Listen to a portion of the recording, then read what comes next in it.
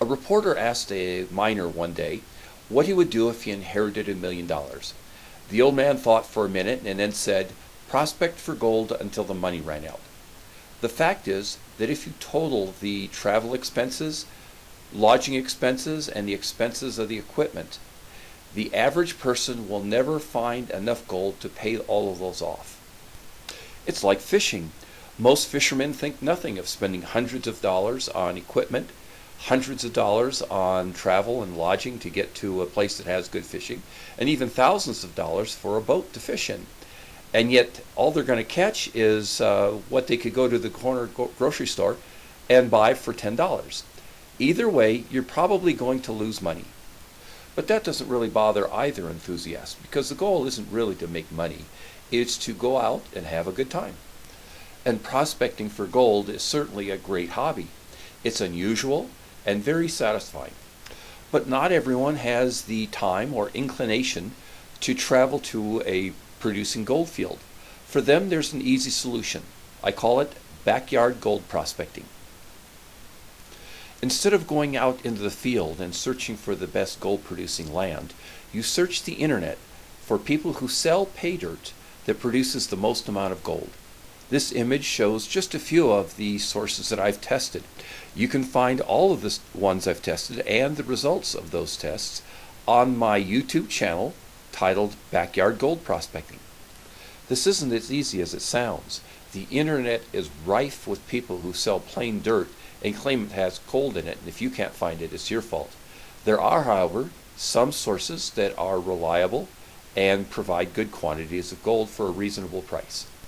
Because no two bags of pay dirt are ever the same, it's necessary to find as many different reviews of the same company as possible and decide on the basis of all of the reviews if that looks like a good bet. Once you've found a source you believe is reliable and you've placed your order and received it, the process of separating the gold from the dirt is the same as if you had gone out into the field and found your own pay dirt. The following video shows how I process mine and why I do it the way I do. A bag of pay dirt can be anywhere from $10 to hundreds of dollars, depending on how large it is and how much gold it contains. Because of this expense, I like taking my time when I'm processing the gold so that I get as much pleasure out of it as possible. I like keeping records of each sample I test so that I have a future reference if I ever want to go back to that company again. The first thing I do is weigh it out and see how that compares to what was advertised. Next, I run all the material from that bag through a series of 9 classification screens. This picture shows you the result of one of those classifications. I do this for 2 reasons. First, I find it interesting to see how the soil breaks down into the different sized particles. Second, and most importantly, any gold separating system you use, whether it's panning, Miller table, or sluice box, works best when it has just one size of particle in it. Then, using a small paintbrush, I manually search through all of the material from the number 2 mesh, sometimes all the way down to the number 30 mesh. This can be a slow process, but because I'm not in a hurry, I find it a lot of fun and really quite relaxing. Next, one mesh size at a time, I pass everything from the bag over my Miller table. I like Miller tables because they identify each speck of gold as an individual, so each discovery is like a unique treasure.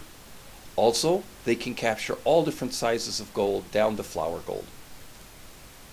And there's one right now. Let's take a closer look. This is why I like Miller tables. Each discovery of each piece of gold can be appreciated as a unique event. While weighing out and recording the final take of gold is a lot of fun and very satisfying, there's one more step I like that's even more interesting. And that's to lay the gold out by mesh size so I can get an idea of the range of sizes and types of gold I collected from this particular bag. In this case, I found everything from plus 20 pickers all the way down to minus 100 flour gold. Everything, including a picture of the gold I found, is written down on the page about this seller in my backyard gold prospecting notebook. So, if you feel like prospecting for gold, but don't feel inclined to drive miles and miles out into the field to look for a good place to find the gold, I hope you'll try backyard gold prospecting. Thank you for watching this video.